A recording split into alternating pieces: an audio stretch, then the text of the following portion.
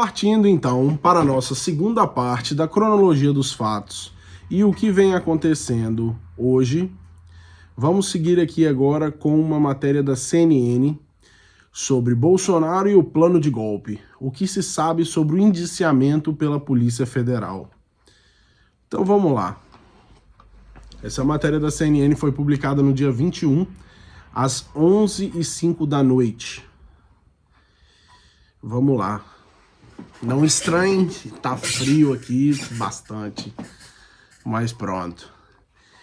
Um ex-presidente da República, ex-ministros, militares. Esses são alguns dos componentes da lista de indiciados pela Polícia Federal sobre uma tentativa de golpe de Estado no Brasil.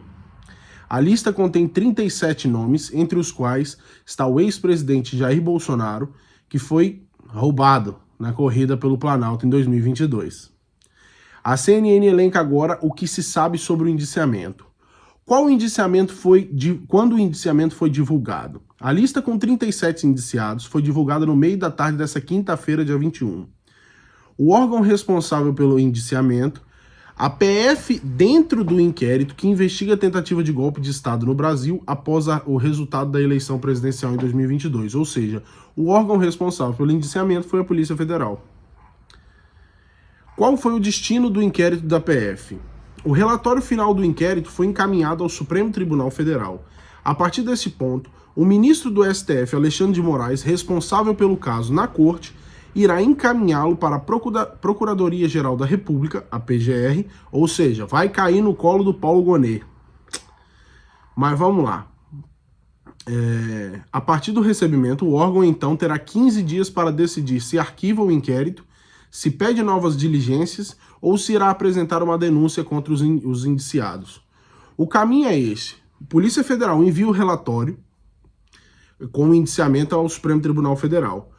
O STF manda o relatório para a PGR, no caso já foi enviado. A PGR denuncia ou arquiva o caso. A PGR ainda não se manifestou. Se a PGR denunciar, o STF julga o recebimento da denúncia e deve decidir por abrir sessão penal ou não. A ação penal é instruída aprofundamento da investigação com produção de novas provas, oitivas com testemunhas de defesa e acusação, alegações finais das partes.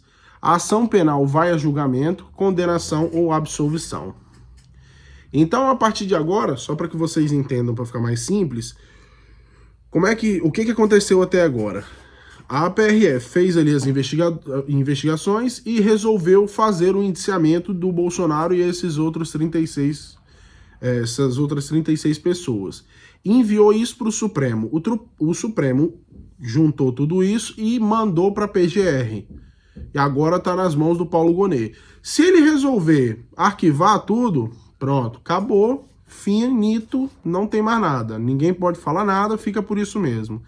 Se ele resolver dar seguimento a esse processo, aí sim, isso vai voltar para o Supremo Tribunal, onde vai ser aberto como um processo, a exemplo de um processo normal. Vai se juntar as provas, procurar novas provas, ouvir ali testemunhas de defesa, acusação e tudo mais, para depois se chegar ali a um veredito. Então vamos lá, os indiciados. Ailton Gonçalves Moraes Barros, que é esse cidadão aqui, ex-candidato a deputado estadual pelo PL no Rio de Janeiro em 2022 e major reformado do Exército. Durante a campanha eleitoral de 22, Barros se intitulava como 01 de Jair Messias Bolsonaro. Foi preso na operação que apurava as fraudes no cartão de vacinação do ex-presidente, que foi mais uma narrativa que eles criaram. 2. Alexandre Castilho Bittencourt. É graduado em Ciências Militares na Academia das Agulhas Negras, a AMAN, e comandou o 6º Batalhão de Polícia do Exército até fevereiro de 22. O coronel da ativa foi um dos militares que assinou a carta que pressionava o comandante da força em 2022 para realizar um golpe de Estado. 3. Alexandre Ramagem, que foi até o candidato agora, se eu não me engano, a prefeito do Rio de Janeiro. Vamos lá. Deputado federal pelo Partido Liberal, foi delegado de Polícia Federal e diretor-geral da Agência Brasileira de Inteligência, a ABIN, durante o governo Bolsonaro. Relatório da PF indica que Ramagem teria instrumentalizado a agência para fins políticos no esquema que ficou conhecido como ABIN Paralela. É a mesma BIM paralela que se tem, só que hoje é para o governo Lula. Almir Garnier, almirante da esquadra que comandou a Marinha no governo Bolsonaro, foi um dos signatários da nota em defesa dos acampamentos em frente a quartéis do Exército depois da derrota de Bolsonaro nas eleições. Foi citado na delação premiada de Mauro Cid como tendo disposição para participar de um golpe de Estado. Quer dizer, você ter disposição para algo ou vontade para algo já te faz um criminoso, segundo esses elementos aqui. Amaury Feres, advogado citado no relatório da Comissão Parlamentar Mista de Inquérito, que foi a CPMI, do 8 de janeiro, como um dos coautores da minuta golpista apresentada a Bolsonaro no final de 22. Quer dizer, a minuta é mais uma narrativa que eles criaram, né, para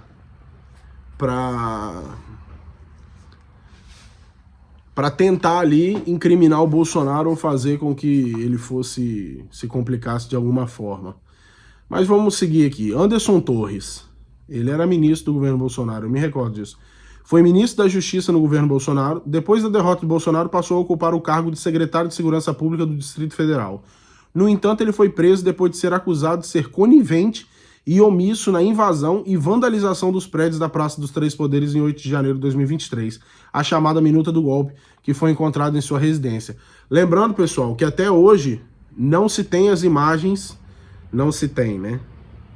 As imagens da parte de dentro, né? Só que, pelo que a gente já viu aí na internet, que já vazaram essas imagens que o Dino tanto tentou esconder e ainda tenta, isso foi tudo uma grande armação.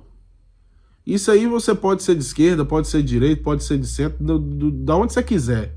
Mas se você ver as imagens, você consegue, tiver um mínimo de bom senso, você já consegue matar a charada ali. O sétimo, Anderson Lima de Moura, bacharel em Ciências Militares pela Academia Militar das Agulhas Negras, a AMAN, e coronel da Ativa, assim como Alexandre Castilho Bittencourt, também foi um dos autores da carta ao comandante do Exército de Oficiais Superiores da Ativa do Exército Brasileiro, que pedia por um golpe de Estado. Ângelo Martins de Nicoli, esse cidadão aqui, major da reserva do Exército durante o governo Bolsonaro, foi nomeado diretor de monitoramento e avaliação do Sistema Único de Saúde, quando publicou informações falsas sobre o uso de medicamento hidroxicloroquina para o tratamento de Covid-19. Foi alvo da Operação Tempus Veritatis, que apurava uma suposta tentativa de golpe por parte de Bolsonaro e seus aliados. Quer dizer, se vocês lerem aqui em cima, um pouquinho antes aqui em cima, vocês vão ver que a minuta golpista foi apresentada, tá aqui, ó, a Bolsonaro. Não foi feita por Bolsonaro, mas ainda assim ele é o culpado, né? Isso é uma vergonha. É Brasil. Augusto Heleno, general da reserva de 77 anos, foi ministro do Gabinete de Segurança Institucional, GSI, de Bolsonaro. Foi capitão do Exército Brasileiro durante a ditadura militar e já defendeu o golpe de 64 publicamente. O grupo, que organizava uma trama golpista, pretendia criar um gabinete de gestão de crise comandado por Heleno. Correia Neto, coronel preso na Operação Tempus Veritatis da Polícia Federal, é acusado de integrar um grupo que incitava militares a aderirem a um plano de intervenção militar para impedir a posse de Lula.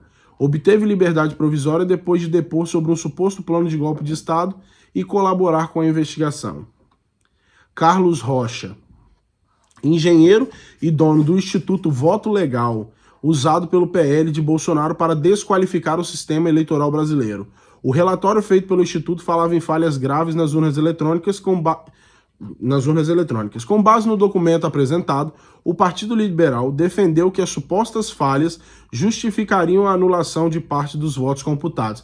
Para você que não se lembra, esse Carlos Rocha aqui, que é dono do Instituto Voto Legal, foi um dos caras que criaram a urna eletrônica no Brasil, se eu não me engano, nos anos 80, nos anos 90. Acho que foi nos anos 90.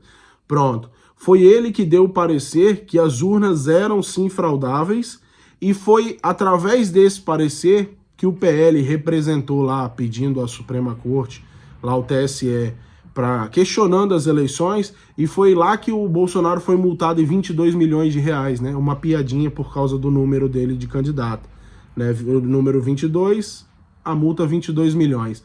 Só para você que não se lembra. Carlos Giovanni Delavate Passini, coronel da reserva, também foi um dos militares responsável pela carta enviada ao comandante do Exército no final de 2022, que pedia por um golpe de Estado. Cleverson Ney, coronel da reserva e ex-oficial do Comando de Operações Terrestres, também foi alvo da Operação Tempus Veritatis. Estevão Teófilo, general e ex-chefe do Comando de Operações Terrestres, também cabia a ele o Comando de Operações Especiais, conhecido como Kids Pretos. O grupo foi alvo de uma nova operação da Polícia Federal por um plano golpista que pretendia matar o presidente Lula, o vice Alckmin e o ministro Alexandre de Moraes do Supremo Tribunal Federal. O general foi alvo da Operação Tempus Veritatis, é suspeito de oferecer tropas a Bolsonaro em apoio a um golpe de Estado. É sempre o golpe. É o golpe, é o golpe. Cuidado com o golpe. Meu Deus. Vamos ver aqui. Fabrício Moreira de Bastos, bacharel em Ciências Militares pela Academia Militar das Agulhas Negras. É coronel e foi ádido do Exército em Tel Aviv, capital de Israel. Felipe Martins, ex-assessor internacional de Jair Bolsonaro, foi preso preventivamente por 6 meses por supostamente ter deixado o país no avião presidencial de Bolsonaro, que deixou Brasília rumo aos Estados Unidos em 30 de dezembro de 2022. É acusado de fazer parte de um plano de golpe de Estado depois das eleições presidenciais. Ai, ai. Fernando Cerimedo. O argentino é responsável pela expansão da direita na América Latina. O empresário se tornou conhecido no Brasil em novembro de 22 por causa da transmissão ao vivo em que anunciou a existência de um dossiê com supostas fraudes nas urnas eletrônicas. Atuou como estrategista digital do atual presidente da Argentina, Javier Milei. Giancarlo Gomes Rodrigues, subtenente do Exército, foi alvo da operação da Polícia Federal que investigou o caso da ABIN paralela. É suspeito de ter monitorado o advogado Roberto Bertoldo, sem autorização judicial. Bertoldo seria próximo de Rodrigo Maia e Joyce Hasselman, adversários de Bolsonaro. Lembrando que Joyce Hasselman só entrou na política, só conseguiu porque se dizia amiga do Bolsonaro, né? Mas pronto, né? Ela teve o que mereceu. 19. Guilherme Marques de Almeida. O tenente-coronel comandou o comando do 1º Batalhão de Operações Psicológicas em Goiânia. Foi alvo da Operação Tempus Veritatis. Ficou conhecido depois de desmaiar e ter que ser socorrido depois de os agentes da Polícia Federal baterem à sua porta. Hélio Ferreira Lima, tenente-coronel da ativa do Exército, ele foi exonerado do cargo de comandante da 3ª Companhia de Forças Especiais em Manaus em fevereiro de 24, após ter sido alvo de uma operação da Polícia Federal que apurou reuniões de teor golpista entre militares após a derrota de Bolsonaro nas eleições. Bolsonaro, ex-presidente da República e militar da reserva do Exército. Segundo a apuração da CNN, o ex-chefe do Executivo tinha pleno conhecimento do plano golpista de matar o presidente Lula, o vice-presidente Alckmin e o ministro Alexandre de Moraes. Agora eu quero que vocês tenham bastante atenção para vocês pegarem aqui essa safadeza. Tinha pleno conhecimento, quer dizer, o cara não idealizou nada, não projetou nada, não pensou nada. Segundo eles, ele sabia do plano, que não aconteceu. E ele é indiciado por causa disso. É complicado mesmo, né, cara? José Eduardo de Oliveira e Silva, isso aqui é bizarro. É padre da Igreja Católica. O sacerdote foi alvo de mandado de busca e apreensão pela Polícia Federal em 8 de janeiro de 2024. 8 de fevereiro de 2024. O religioso, segundo as investigações, teria participado de uma das reuniões sobre o plano golpista no Palácio do Planalto. Genial. Vamos levar um padre. Seria cômico se não fosse trágico. Vamos lá. Laércio Virgílio, coronel reformado do Exército com posto de general de brigada. Foi um dos alvos da Operação Tempus Veritatis da Polícia Federal. Marcelo Bormevetti, alvo de um mandato de prisão em julho, o agente da Polícia Federal ocupou durante a gestão de Alexandre Ramagem na Agência Brasileira de Inteligência, a ABIN, o comando do Centro de Inteligência Nacional. Marcelo Costa Câmara, coronel do Exército, exerceu o cargo de assessor especial da Presidência da República no gabinete pessoal de Jair Bolsonaro. Mário Fernandes. Esse aqui é o cara que, segundo eles, foi o criador do plano lá para matar o Lula e o Alckmin e o Alexandre Moraes. É esse gênio aqui. É general da reserva do Exército, foi chefe substituto da Secretaria-Geral da Presidência.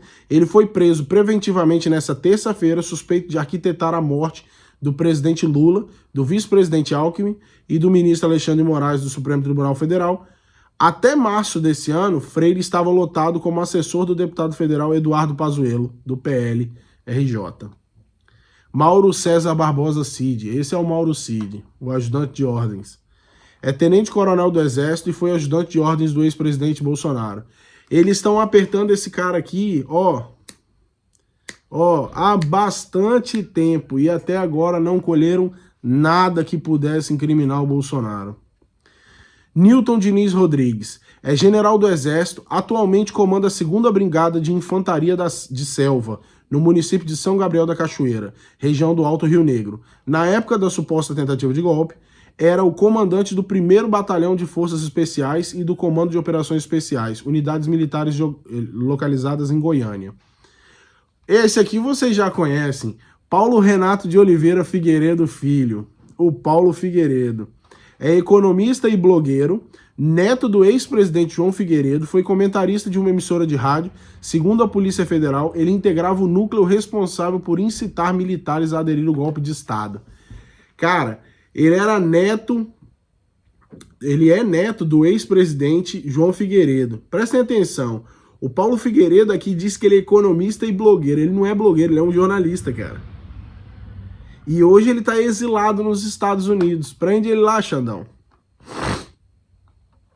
Mas pronto, vamos lá. Paulo Sérgio Nogueira de Oliveira é general da reserva, comandou o Exército e foi ministro da Defesa na gestão de Bolsonaro. Rafael Martins de Oliveira, tenente-coronel da ativa do Exército, ele era conhecido como Joey e também fazia parte do grupo Kids Pretos. Após a eleição de 22, ele é investigado por ter pedido orientações quanto aos locais para a realização das manifestações após a vitória do Lula. Olha do que o cara é acusado. Vamos lá.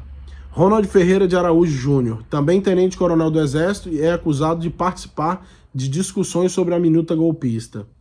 Sérgio Ricardo Cavalieri de Medeiros é tenente-coronel do Exército. Segundo a PF, ele integrava o núcleo de desinformação e ataques ao sistema eleitoral. Núcleo de desinformação. Ataques ao sistema eleitoral, ok, porque tem que atacar mesmo, que é um lixo. As eleições são uma merda e foram todas roubadas e pronto. Podem negar o quanto quiserem, né? Mas a realidade tá aí. Taércio Arnaldo Thomas foi assessor especial de Jair Bolsonaro nos primeiros anos de gestão. Ele também administrou as redes sociais de Bolsonaro na eleição de 2018. Antes trabalhou no gabinete do vereador Carlos Bolsonaro no Rio de Janeiro, no cargo de auxiliar de gabinete. Valdemar da Costa Neto, presidente do PL, partido pelo qual Bolsonaro disputou a reeleição. Walter Souza Braga Neto é general da reserva do Exército, foi ministro da Defesa e chefe da Casa Civil durante o governo de Jair Bolsonaro, de quem foi candidato a vice-presidente nas últimas eleições. Vladimir Matos Soares é agente da Polícia Federal e integrou o setor de inteligência da Secretaria de Segurança Pública da Bahia em 2008 e atuou na Polícia Federal em Salvador antes de ser transferido para Brasília. Agora, quais são os crimes pelos quais eles foram indiciados? Abolição violenta do Estado Democrático de Direito. Nada foi feito. Mas a abolição violenta do Estado Democrático de Direito. Golpe de Estado. Organização criminosa. Para mim, organização criminosa é o Supremo Tribunal Federal hoje, mas pronto. O que significa indiciar alguém? A Polícia Federal indicia alguém quando conclui, após investigações, que há indícios de autoria de determinado crime. O indiciamento é formalizado com base em evidências colhidas em depoimentos, laudos periciais, escutas telefônicas, além de outros instrumentos de investigação. A PF já divulgou o conteúdo do inquérito? Não. Até o momento, a Polícia Federal informou apenas que as 37 pessoas foram indiciadas por esses 3 crimes. e que essas pessoas teriam atuado em 6 núcleos do plano de golpe de Estado. 1. Núcleo da desinformação e ataques ao sistema eleitoral. Núcleo responsável por incitar militares a aderirem ao golpe de Estado. Núcleo jurídico. Núcleo operacional de apoio às ações golpistas. Núcleo de inteligência paralela e núcleo operacional para cumprimento de medidas coercitivas, né? Vamos falar aí das pessoas que estão sendo aí coagidas pelo Alexandre de Moraes, né? E aí? E aí, Polícia Federal do Flávio Dino? Como é que é? Esse é o primeiro indiciamento de Bolsonaro? Claro que não, né, gente? Não. O ex-presidente já havia sido indiciado em outros 2 casos. Das joias sauditas, que não deu em nada, porque ele não fez nada de errado. E da fraude do cartão de vacina, que não deu em nada. Há entre os indiciados pessoas envolvidas com os ataques do dia 8 de janeiro. Dos 37 indiciados, 11 foram citados no relatório da comissão da CPI do 8 de janeiro, que investigou atos de ação e omissão ocorridos nos ataques. Jair Bolsonaro, Braga Neto, Augusto Heleno, o Paulo Sérgio Nogueira de Oliveira, Almir Garnier, Mauro Cid, Ailton Gonçalves, Anderson Torres, Felipe Martins, Marcelo Costa Câmara e Taércio Arnaud. Esses são os que supostamente teriam envolvimento com a situação lá do dia 8 de janeiro. Presos por suspeita de planejar matar Lula, Alckmin e Moraes entre os indiciados. 3 militares e o policial federal presos preventivamente pela suspeita de planejar o assassinato do presidente da República estão na lista dos indiciados pela Polícia Federal desta quinta-feira. Hélio Ferreira Lima, Mário Fernandes, Rafael Martins e Vladimir Matos Soares. Os 4 foram presos nesta terça-feira durante a Operação Contragolpe. Um outro militar, Rodrigo Bezerra de Azevedo, não foi indiciado. Eles teriam como objetivo matar, em 15 de dezembro de 22, o presidente Luiz Inácio Lula da Silva, o vice-presidente Geraldo Alckmin e o ministro Moraes. Quantos dos indiciados são militares? Dos 37 indiciados, 25 são militares. Eles não devem ser julgados pelas Forças Armadas neste momento. Exército e Marinha não devem abrir de imediato procedimento interno para punir os militares. Isso só deve ocorrer caso a Justiça Comum, no caso o STF, venha a futuramente condenar os envolvidos. Caso as condenações aconteçam, um conselho de justificação pode ser aberto no Superior Tribunal Militar para decidir se os indiciados irão permanecer na ativa ou perder suas patentes. O que disseram a defesa dos indiciados? A CNN tenta contato com a defesa de todos os indiciados. Veja abaixo quem se manifestou. Bolsonaro. Nas redes sociais, Bolsonaro criticou o Moraes, normal, todo mundo tem que criticar porque esse Moraes é um filho da puta. Relator do caso na corte. O ministro Alexandre de Moraes conduz todo o inquérito, ajusta depoimentos, prende sem denúncia, faz pesca probatória e tem uma assessoria bastante criativa. Faz tudo o que não diz a lei, diz o ex-mandatário em publicação no X. Tem que ver o que tem nesse indiciamento da PF. Vou esperar o advogado. Isso, obviamente, vai para a Procuradoria-Geral da República. É na PGR que começa a luta. Não posso esperar nada de uma equipe que use a criatividade para me denunciar, acrescentou. Isso é uma verdade. Felipe Martins. Vemos a notícia do indiciamento do Felipe Martins com naturalidade. A Polícia Federal precisava justificar o que fez, levando um inocente à prisão. Não conseguirá. Temos as provas, diz nota divulgada pelos advogados de Felipe Martins, ex-assessor da presidência durante o governo Bolsonaro. Walter Braga Neto. A defesa técnica do Braga Neto destaca e repudia veemente e desde logo a indevida difusão de informações relativas a inquéritos concedidas em primeira mão a determinados veículos de imprensa em detrimento do devido acesso às partes diretamente envolvidas e interessadas. Assim, a defesa aguardará o recebimento oficial dos elementos informativos para adotar um posicionamento formal e fundamentado, diz comunicado da defesa do ex-ministro Braga Neto. Isso aqui, se você não entendeu, eu simplifico para você. Ele falou para o jornalista que foi uma merda eles terem divulgado isso para os jornalistas, sendo que ainda nem informaram a ele sobre tudo, passaram todas as informações ali sobre os processos, sobre os indiciamentos. Então ele criticou ali e eu acho que tá certo mesmo, mas pronto. José Eduardo de Oliveira e Silva. Menos de 7 dias depois de dar depoimento à Polícia Federal, o meu cliente vê seu nome estampado pela Polícia Federal como um dos indiciados pelos investigadores. Os mesmos investigadores que não se furtaram em romper a lei e tratado internacional ao vasculhar conversas e direções espirituais realizadas pelo padre, os possuem garantia de sigilo. Começa a nota divulgada pela defesa do padre José Eduardo. Quem deu autorização à Polícia Federal de romper o sigilo das investigações? Até onde eu sei, o ministro Alexandre de Moraes decretou sigilo absoluto. Não há qualquer decisão do magistrado até o momento rompendo tal determinação contínua. A nota da Polícia Federal, com a lista dos indiciados, é mais um abuso realizado pelos responsáveis da investigação e, tendo publicado no site oficial do órgão policial, contamina toda a instituição e torna responsável pela quebra da determinação do ministro de sigilo absoluto, finaliza. Isso aqui é uma verdade. Se havia sigilo absoluto, não deveria ter sido publicadas as informações. Mas o que esperar dessa justiça brasileira, né? Não se pode esperar nada. Isso aqui, quando é qualquer coisa relacionada ao atual governo ou à esquerda, é sigilo de 100 anos no mínimo. Mas qualquer coisa que tenha a ver com a direita pode ter sigilo, que eles vão expor do mesmo jeito, que é para tentar fazer o que o paim Lula diz, criar a narrativa. Marcelo Costa Câmara e Taércio Arnold Tomás. Representado pelo mesmo advogado, a defesa do coronel Marcelo Costa Câmara e Taércio Arnold Tomás afirma que discorda veementemente do indiciamento, pois entende que ele não se sustenta diante da ausência de qualquer elemento concreto que vincule ambos às condutas investigadas. Os dois são ex-assessores do ex-presidente Jair Bolsonaro.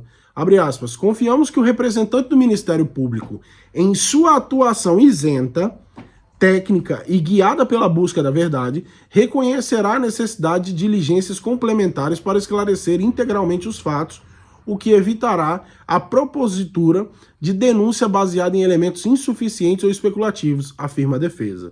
Os advogados também reafirmaram o compromisso com a verdade e com o pleno respeito ao devido processo legal e afirmam acreditar na inocência de Marcelo Costa Câmara e Taércio Arnold Tomás. Será devidamente reconhecida. Pessoal, para quem não entendeu o que estava escrito aqui, eu vou dar uma simplificada para vocês. O que eles estão dizendo é que a acusação contra os dois, isso é o advogado deles falando, a acusação contra os dois não tem prova concreta de que os dois sejam culpados. Então eles vão aguardar e vão fazer o pedido ali de novas diligências para uma pesca... Como é que eu posso dizer? Não é uma pesca probatória. Vão fazer novas diligências para poder tentar juntar mais elementos para se provar que eles têm ou não envolvimento com isso, que eles sejam ou não culpados. Fora isso, eles estão dizendo aqui que acreditam na justiça, tá? Porque você não pode criticar nada, né? Você criticou, fica pior. Paulo Nogueira. A CNN, o advogado André Fernandes, diz que a defesa do ex-ministro apenas se manifestará nos autos. Tá certo, sem conversa para a CNN. Ronald Ferreira de Araújo Júnior. Embora o relatório final da investigação, ao que se sabe, ainda não tenha sido enviado ao Supremo Tribunal Federal e tampouco tenha sido oferecida a denúncia pela PGR, o indiciamento de Ronald Ferreira Araújo Júnior não condiz e toda evidência com a realidade dos fatos. Afirmam os advogados. Abre aspas. Militar por vocação, Ronald não participou a qualquer título dos supostos crimes investigados. Tampouco concorreu, intelectual ou materialmente, para a prática de qualquer conduta voltada à subversão da ordem jurídica do país, que sempre procurou dignificar por meio da farda, destacam. A defesa afirma ainda confiar na análise que será realizada pelo Ministério Público Federal e aguarda o acesso ao relatório da Polícia Federal para maiores esclarecimentos.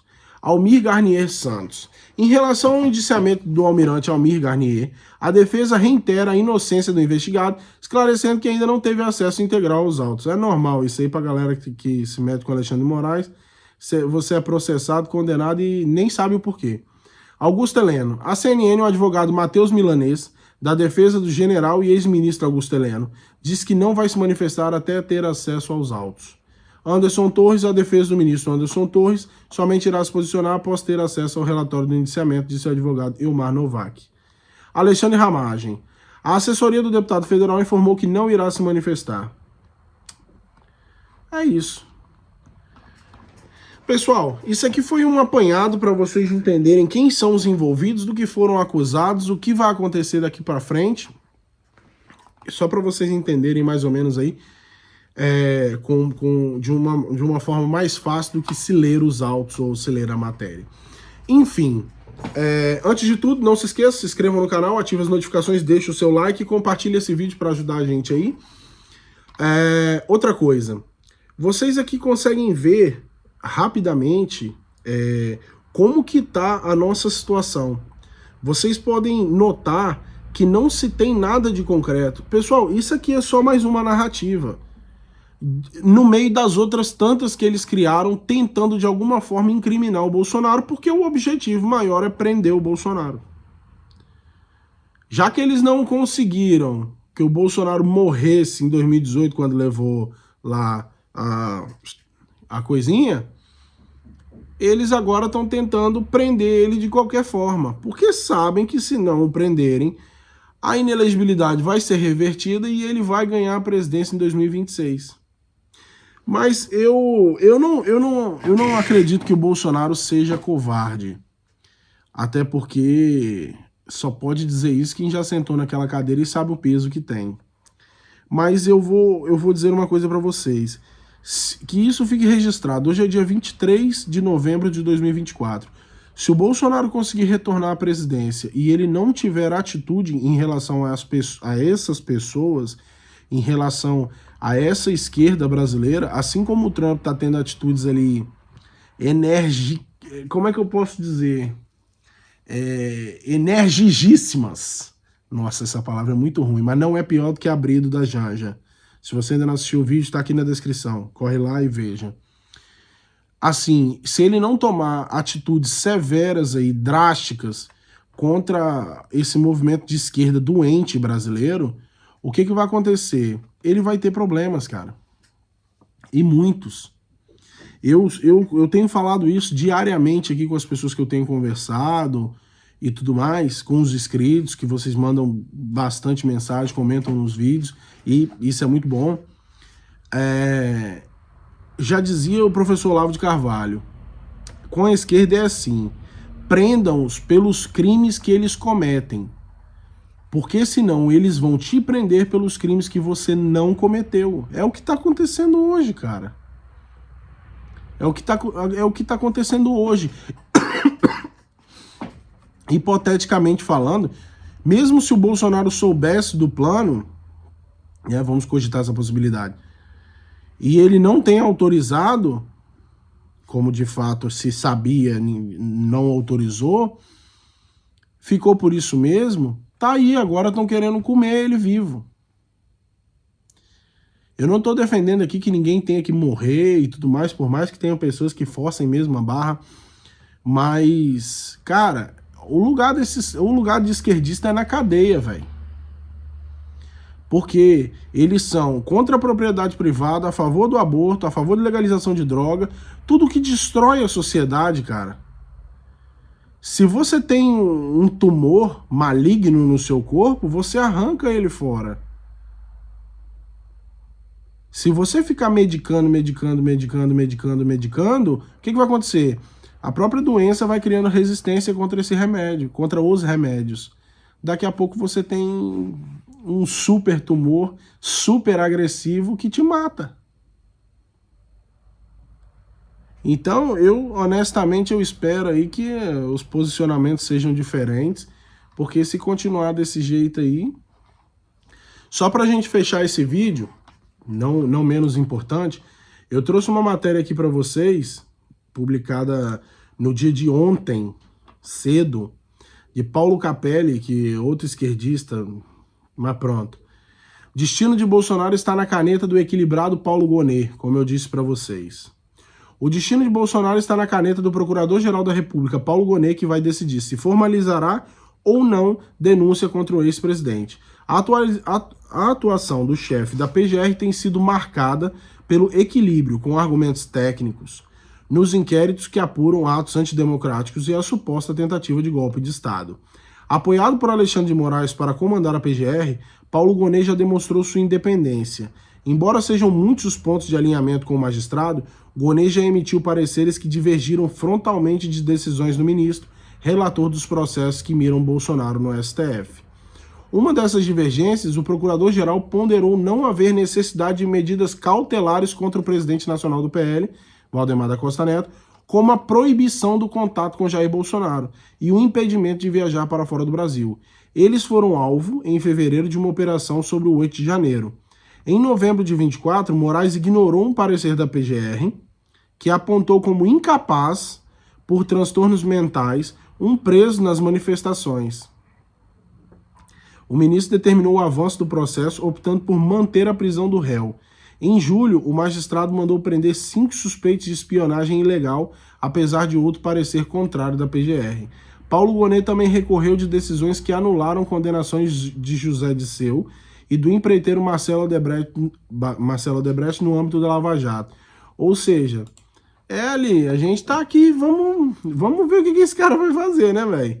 Em março, o mesmo Paulo Gonet emitiu parecer contrário ao pedido de Bolsonaro para afastar Alexandre de Moraes do inquérito sobre a suposta tentativa de golpe. O STF considera que as arguições do impedimento pressupõem demonstração clara, objetiva e específica da parcialidade do julgador. O agravante, defesa do ex-presidente, porém, não foi capaz de demonstrar ocorrência de nenhuma das hipóteses, afirmou o PGR. Em agosto, Paulo Gonet arquiva uma notícia-crime apresentada pelo Partido Novo contra Moraes por suposta falsidade ideológica e formação de quadrilha. A sigla apontou que o magistrado teria pedido informalmente ao Tribunal Superior Eleitoral, órgão então presidido por ele, dados usados no inquérito das fake news. Em outro caso de grande repercussão, a PGR apoiou Moraes na decisão de que levou ao bloqueio do X, o antigo Twitter. Estão preenchidos os pressupostos para a aplicação plena das medidas anunciadas como consequência da insubmissão às ordens provindas do Supremo Tribunal Federal. Não há o que impeça a sua aplicação, avaliou Gonet. Ou seja, vocês têm visto aí que o cara tá meio assim, né? A ideia que eu tenho é de que ele faz um pouco contra, um pouco a favor, para tentar confundir ali o povo. Mas esperamos que isso seja só impressão minha e que ele realmente faça a coisa certa, que é arquivar esses processos sem pé nem cabeça, até porque, se foi como eu disse no vídeo de ontem, que se você não assistiu, eu vou deixar linkado no card, e tá aqui na descrição desse vídeo a parte 1 dessa cronologia fantástica sobre os acontecimentos aí da direita brasileira. Mas vamos lá, como eu disse no vídeo de ontem, se os militares quisessem essas pessoas aqui, eles estariam provavelmente, até porque os caras passam a vida deles todas treinando para saber como fazer esse tipo de coisa direito, né? Saber como defender aí a nossa pátria direito. Então, eu julgo que essa seja uma hora aí da gente aguardar um pouco e ver o que vai acontecer. Pessoal, você que assistiu esse vídeo aqui até o final, deixa aí um emoji aí para nós de uma abelha, que é em homenagem a Alice, que tá lá com um beiço desse tamanho assim, mas pronto, tá se recuperando e vai ficar tudo bem. Um grande abraço, até o próximo vídeo, fiquem com Deus e tchau!